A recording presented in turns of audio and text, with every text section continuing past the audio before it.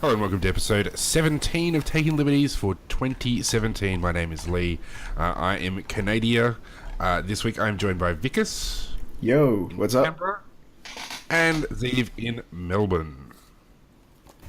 Greetings to all of you. When you get down to it, I guess we've got the North American side covered, we've got someone from, the middle part of Australia, and we've got Mexico. Yes. Mexico? That's it. Am I counted as Mexico in this scenario? You are definitely a Mexican, my friend.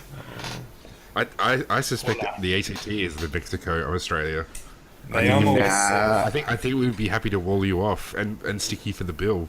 Well. Which really means Unfortunately, the way that would work is we take your tax money and then build it anyway. And by the way, ACT's got the influx of people. There's not people leaving out of here right now.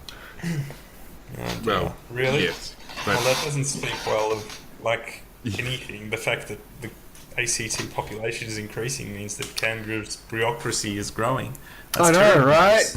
What does that say about Malcolm Turnbull? Oh dear. Okay, well, let's talk about something salaries that's slightly less depressing than Malcolm Turnbull.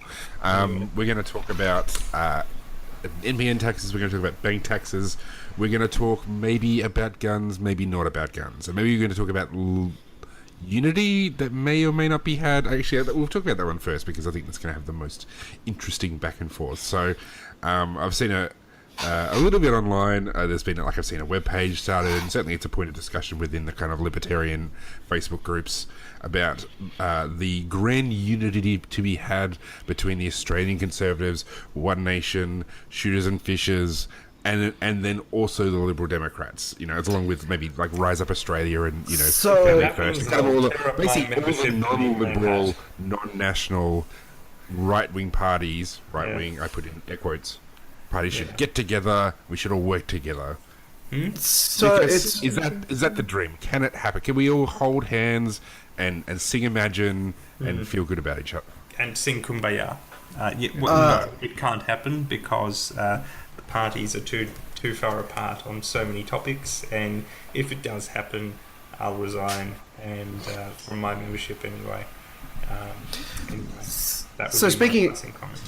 Speaking as someone who isn't a member of any of those parties, I am on the other side of that because the thing is, this is actually what fusionism. There's a political movement called fusionism, which is built around this entire concept.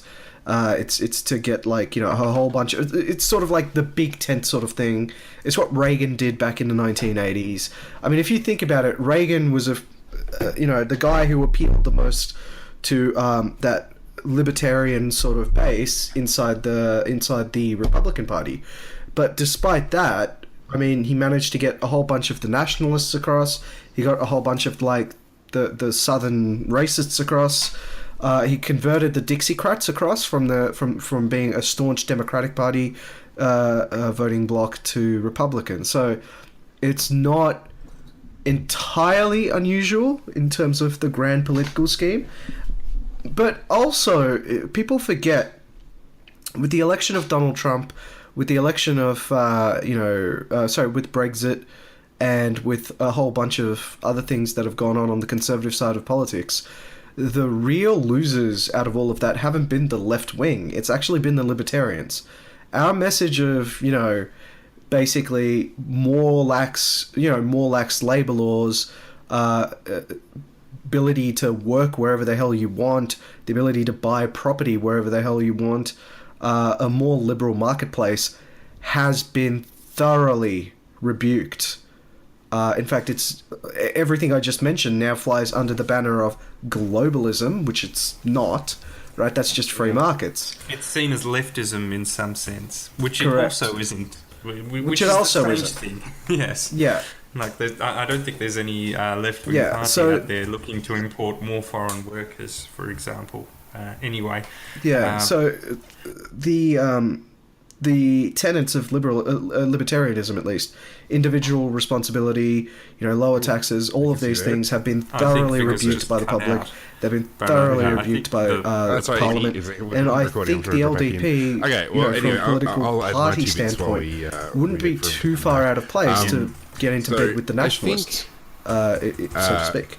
So as a party and member. that's purely out of their I potential don't think it's long-term possible. strategy to kind of still As just stay an in the observer, game I per think se, it and is just sort of possible in the present sense that a the libertarian people who- nationalism and I sort think of because as we'll an pick image. up on this later So when you know, he joins us. despite the fact that libertarianism at its core, you know, the which kinds is of people all who draw about to the individual LDP are rights, not has been thoroughly necessarily rebuked. hardcore libertarians like we are. They are maybe people a who nationalist, you know, wanna with a stick it to the collective man, focus on you know, the Mark countries Lathams at of the least, world, you know, people who think may that survive. free speech, you know, I is don't think important, that's necessarily a winning but strategy it's for freedom libertarianism, to because say that might as feminism well is just be cancer, conservatism. It's freedom to say, you know, Islam is dangerous. It's not necessarily tied to, you know, consistent kind of Rothbardian considerations or whatever. Like, you know, it's more about a freedom to be politically incorrect, and less about smashing the state. And in some ways, that's Yeah, I would agree with that, Lee. With respect to the out of membership, that's definitely true. Most of them have their single issue or a few issues that they care deeply about, and so on. But when you get to the inner core of the party, I think that most of them are reasonably committed to the Oh, cause. I'm back. Yeah, You're back. I was just yes, you are, because I was just saying that when it comes to the outer core of the membership, I certainly think that the outer core of the membership of all of the parties could well drop away, because they're really only committed to some of the select issues like free speech or a few others that they feel very strongly about, and they do it mostly for kind of tribal cultural reasons. They just care so much about it and nothing else really, and they'll happily tag on to whichever party is offering that and seems to be winning, and then that will happen because some parties will just be more popular, others will drop away, possibly the LDP will drop away, and that will kind of be how that the parties coalesce just because of attrition, because the federal system at least is one that is very anti-minor party now, which means that only a few minor parties will survive, others will just die. I think that's what will happen. Others will die and their members will move on or join another party. I think that's the more likely outcome. I don't think unity is going to happen in the strict sense. The core organisers of the LDP, I don't see them. I don't see Gabe Buckley turning around and having a happy chat with Pauline Hanson or with Corey Bernardi, and I don't see David Leinhelm doing that either. So I guess that would be my point. There's personality clashes. There's massive belief clashes. Massive. Like I think half the LDP couldn't stand Pauline Hanson, and on the other hand, I think half the LDP might actually like her, which is a little scary. But yeah. Anyway, sorry, what was the last thing I said before I got disconnected? don't know. I think because when you dropped out, we were just like, yeah. I think because you were making the point that you could really see the minor parties coalescing in some way, and I'm saying, well, look, it's possible, but I think the more likely way they'll coalesce is that some will just die, and then their members will join other parties. Pretty much. No, I can get behind that. But by the way, I actually think it's based on what I've seen, it's actually a lot more than 50% that are okay with Pauline Hanson. And I say okay, I don't mean they'll support her. So yeah, I mean, sorry, I'm just saying, speaking as someone who administers across a lot of libertarian groups, it's definitely, if it's less than 50%, if it's 50-50, I'd have to say the 50% that aren't vocally against Pauline Hanson are very timid and quiet. Well, look, it might be a higher proportion than just 50, but I'm not saying that's I picked that number perhaps a little arbitrarily. You might be right, it's higher perhaps, but I certainly think the inner core of the LDP are not very pro-Pauline. I think they're very anti-Pauline. And I can believe that. Yeah. So Yeah. I don't see unity going to happen anytime soon. But I mean, I don't know if you guys caught this, but I basically said at some stage that the idea that's been thoroughly rebuked, in the last couple of election cycles has been libertarianism. We've been the real losers in the last couple of elections, and especially in the 2016. Like I mentioned, all of these ideas that we consider central tenets are now considered leftist. And if you take a look at it, that's being portrayed across in libertarian groups, right? Yeah. I hear people saying like, oh, how can you not support the nation state? And I'm sitting here going like, hang on, if you take a look at the 3 tiers of government that we talk about, in Australia, the one we're trying to frantically get, minimize the size of is the federal one. We want more states' rights, right? So if you want more states' rights, you can't talk more about pro-nationhood because that's beefing up the federal government.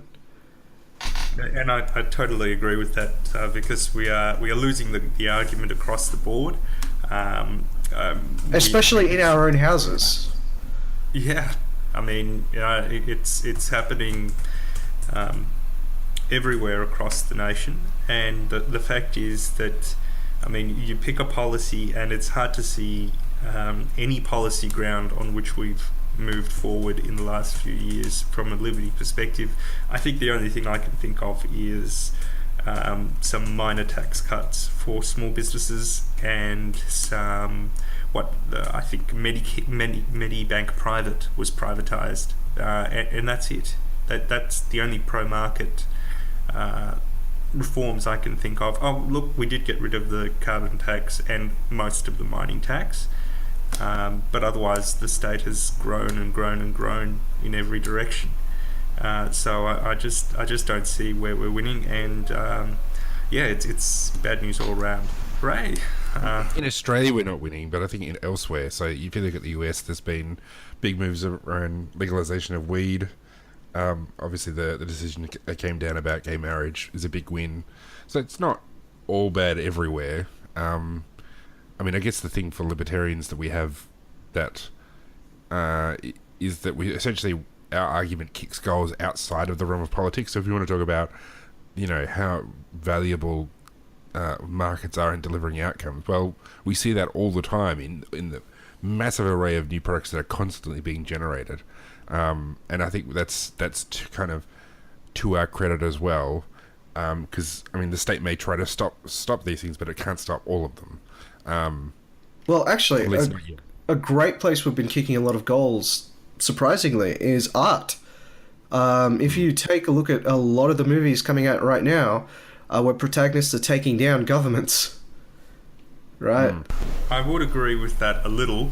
Certainly, I think that filmmakers have been, or rather films have been much more critical of things like the war on drugs and the national security state than they were before. But I don't know if I'd call our cinema culture very pro-entrepreneur. But look, sure, there are silver linings. Maybe the drug war will ease up in the next few years. That would be great. And maybe maybe the security state will ease up, but I doubt it. I doubt that will happen. I think the drug war is slightly more likely to ease up. Yeah, I suppose I was just trying to take a win where we can get one, and I'll take partial wins. So, what was the second topic we were meant to talk about? Because I'm sitting here going like, we've been 14 minutes. We're going to talk about the South Australian bank tax. So, oppose it. Yeah, well, I mean, we can wrap this into the discussion of the NBN tax as well. So there's 2 separate issues. One of which is that South Australia is, in their most recent budget, are bringing in a levy on banks, and then there's also a proposal to essentially tax essentially put a levy on everybody who uses the internet to prop up the expansion of the NBN to regional areas. So it was a 7... I would say not everyone, just non-NBN users, and I think it's just fixed line users at this point. I would just make that clear. So I suppose the quick one to talk about would be the bank tax, because that's an interesting take the state's gone with. So my question: the state of South Australia doesn't really have the power to levy a tax against a bank, and let's pretend that they do. How would they go after them? I mean, would they ask the ATO? Well, hold on.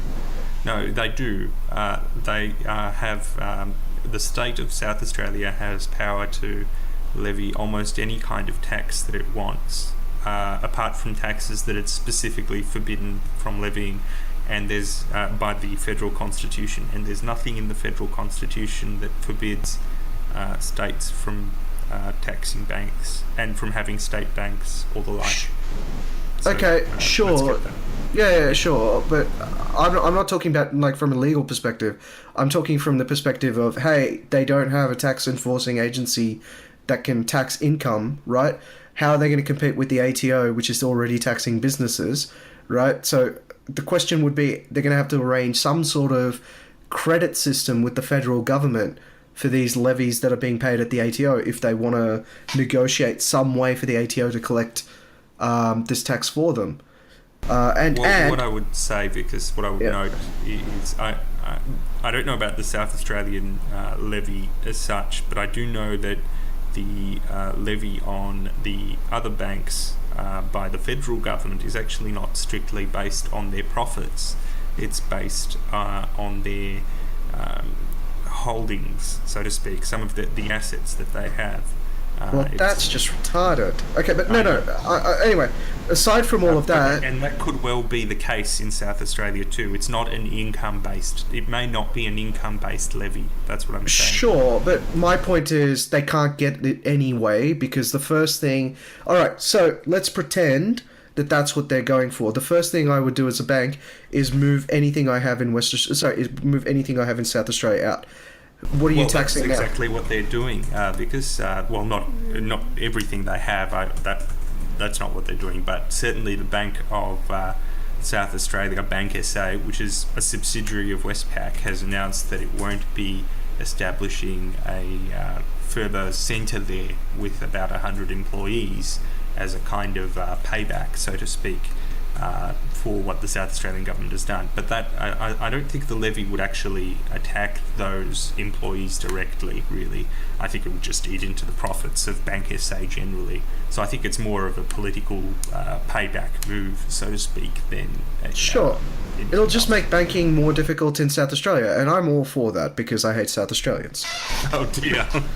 Yeah, it will increase the cost of banking for banking customers in South Australia, and I find it crazy that one of the worst performing states in the country, economically speaking, is punishing its banks and discouraging them from taking on more business in their state. It's incredible. It's tragic, really, that it's reached this point for people in South Australia, that they have this kind of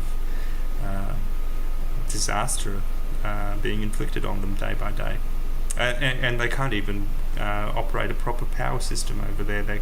They're so enamoured of they're so keen to get things rolling in terms of renewable energy that they seem to think that, well, maybe that's an unfair criticism, but they're certainly having a lot of problems on the economic front. Anyway. Yeah, I mean that's just kind of true of all of it, though. So I mean, in some ways, it's this is just one more symptom of the larger problem of dependence on federal government money to prop up industries that wouldn't really exist aside from subsidies.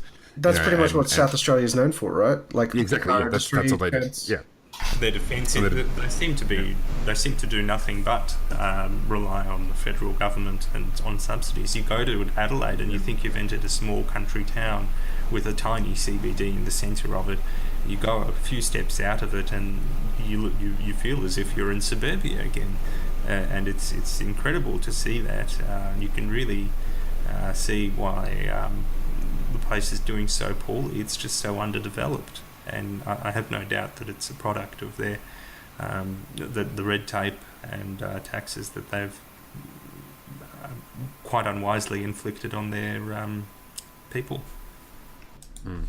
Okay, so the other tax I guess we should talk about. Yeah, let's go to the NBN thing. So because you're probably this being your jam, you probably know the most about this kind of thing. So how about you go first and explain how this works and how it's a good idea or a bad idea. Okay, so as far as I can gather, so it was already mentioned that it only applies to terrestrial customers.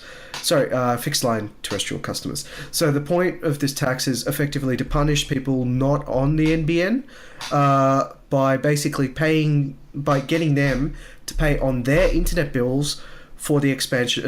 For the capital to raise. For the capital for the NBN to roll out. I think it's fiber to the curb, which is the upgrade from fiber to the node infrastructure. So regions. I don't know about fiber to the curb as such, but what I've read is that it's to fund a regional expansion where it just would not be profitable to roll out into the regions. Yeah. The other point to briefly mention is that the NBN is pushing for this to also apply to wireless internet provision. It isn't yet, but that's where they're pushing.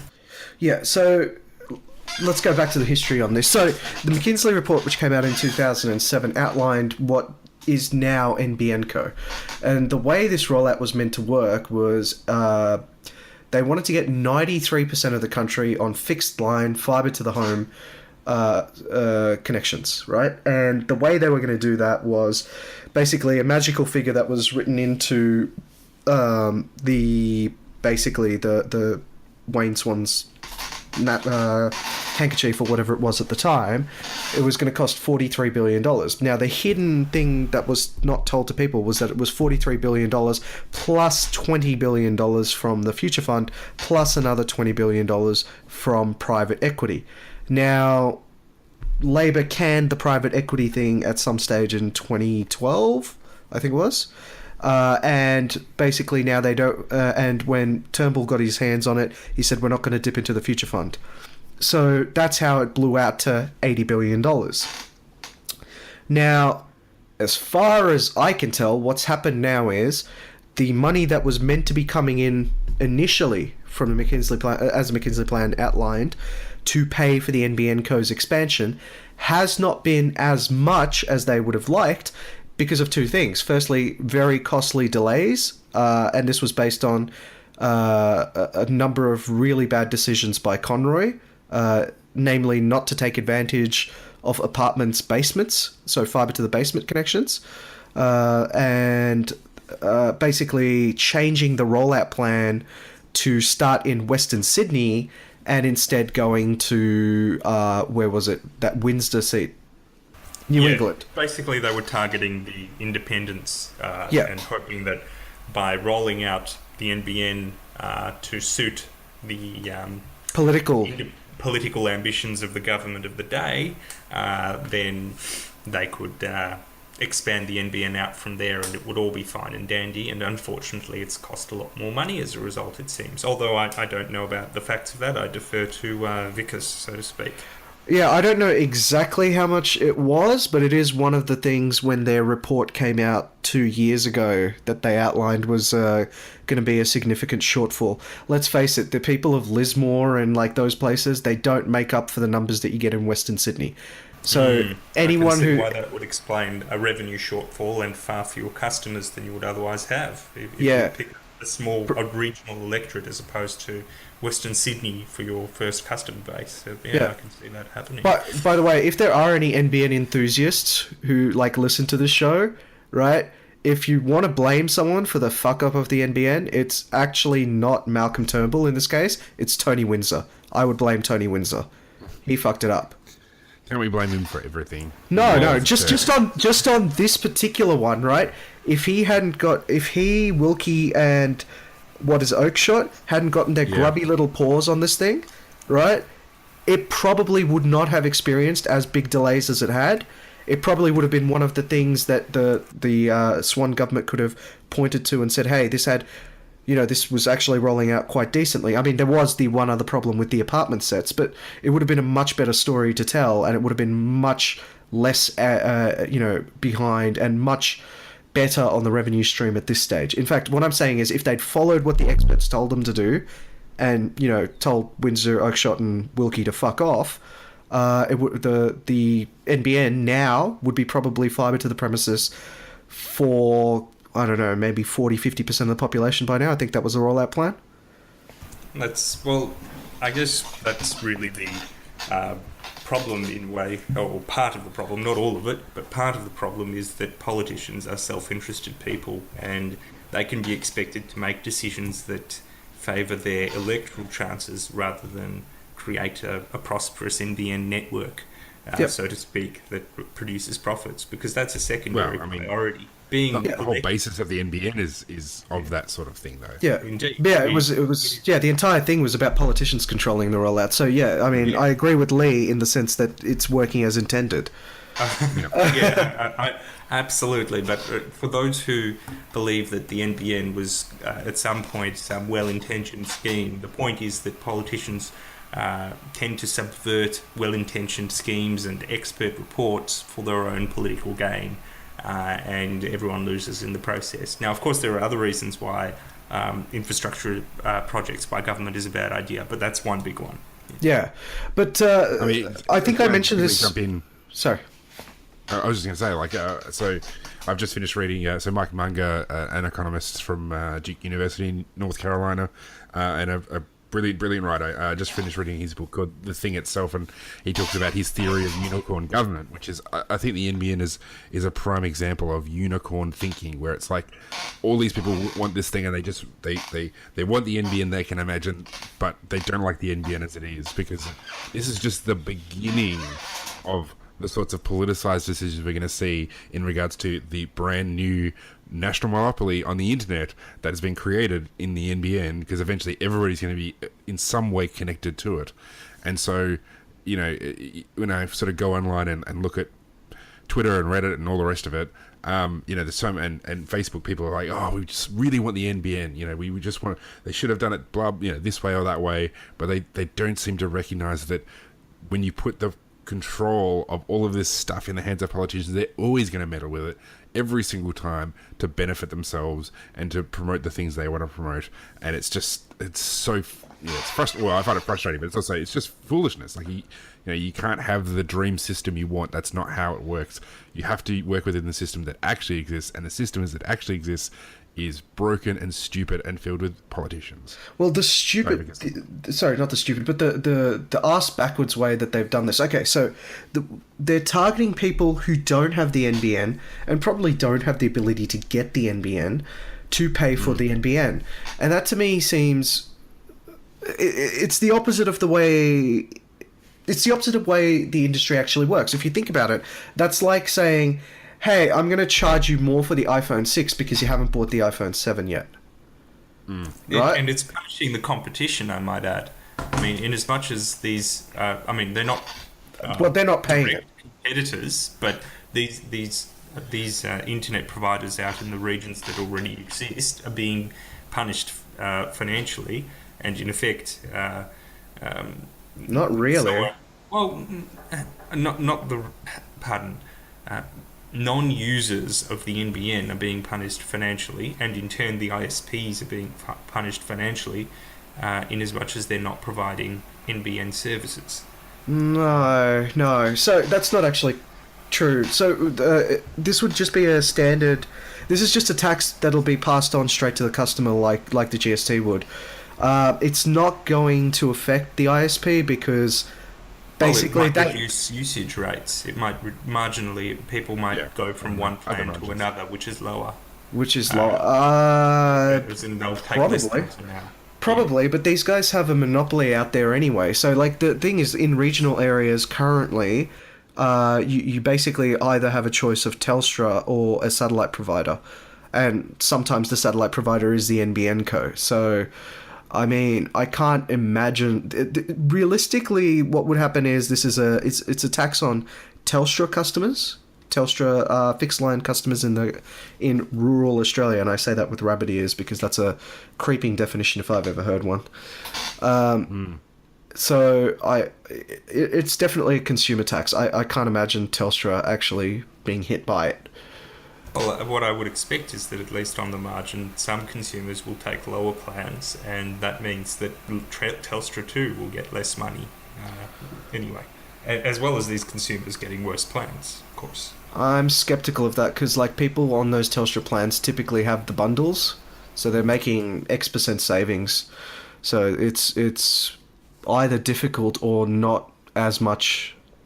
How's the best way to say it? You know, like it's difficult to break bundles, and yeah, there's all sorts of things that have been put into place to secure those. I don't think you're going to experience the stuff that you're talking about, but I do think there'll be a lot of pain from people.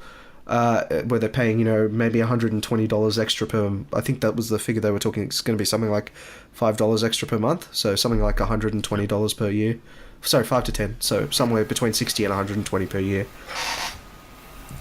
Anyway, I just find it all a bit extraordinary. Probably an end of the wedge anyway. I mean, the reality is, once you start this sort of cross subsidy, it's going to be hard to stop it, especially as, you know, this is the probably one of the biggest infrastructure programs that'll ever be created in Australia, and it's probably only ever going to get worse in terms of the budget blowouts and the rest of it. So, I think cross-subsidizing regional areas has been unavoidable, but like the thing is, what I'm saying is the industry typically does tax early adopters for acquiring new technology. But so what I'm saying is, if there was going to be a tax, technically it should be on those who already have the NBN, because that's how the industry works. And if you think about it, that's how all technology works, right? The bleeding edge customers pay for it, pay for all the research and development effectively, signal the demand being there, and then once they get it all right, then the median customer has a very cheap product to deal with.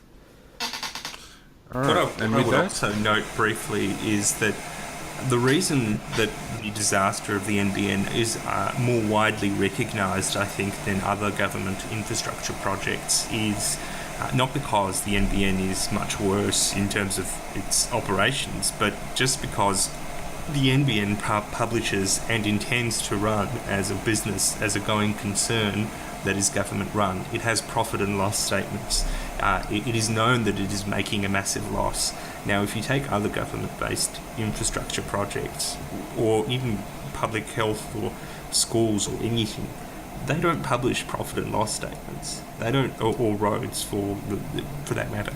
None of these infrastructure providers publish any kind of statements of profit and loss, and that's one great way in which their wastefulness is obscured. Yeah, that's a good point. I mean, in the broadest, certainly I think schools and hospitals do, but roads, for example, I don't know if Vic Roads has a profit and loss statement in the broadest sense of the word. Anyway, individual schools and hospitals, of course, have to run to budget, but anyway. All right, well, with that, we'll leave it there for this week. Thanks, everybody, for joining us, and, of course, make sure you subscribe to us, iTunes, YouTube, and you can like us on Facebook. So thanks for joining us.